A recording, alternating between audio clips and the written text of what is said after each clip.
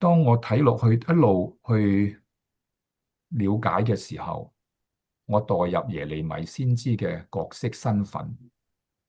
今日我哋喺美國去生活，同樣知道美國好快會滅亡。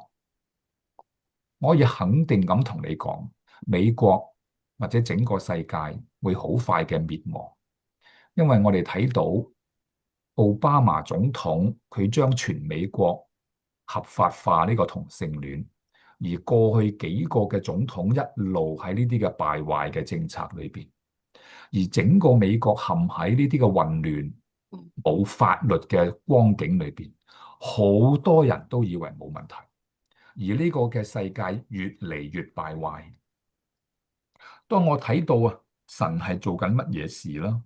嗱，佢話耶和華說啦，現在啊，因你們行了這一切嘅事，就係話你由第一章到第六章嗰啲嘅惡事惡行啊，嗰啲得罪神得罪人嘅事情啊，咁咧就耶利米話我從早啊起來啊警戒你們，其實係神透過耶利米先知要佢警戒神嘅百姓。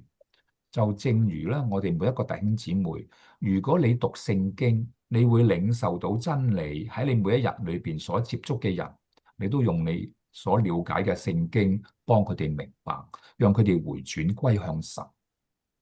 佢話起來警戒咧，你們卻不聽從，留意啊，呼喚你們卻不答應。神點樣呼喚啊？呼喚有大聲有細聲吓。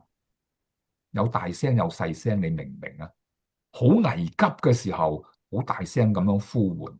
有個細路仔，如果佢一路褪後向到馬路嗰個方向，好危險嗱，咁咧就父母就呼喚佢翻嚟，翻嚟，翻嚟咁啊。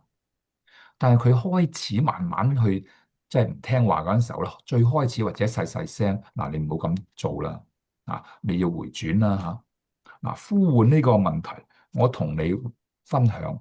神嘅呼喚與人嘅呼喚，究竟兩者有啲咩特別？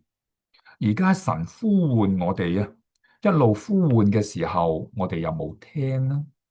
啊，而我哋再睇到喺呢一個嘅撒迦利亞書啊，小先知書啊，撒迦利亞書同樣係第七章第13節，話萬軍之耶和華說：我曾呼喚他們啊。他們不聽，將來他們呼求我呢，我也不聽。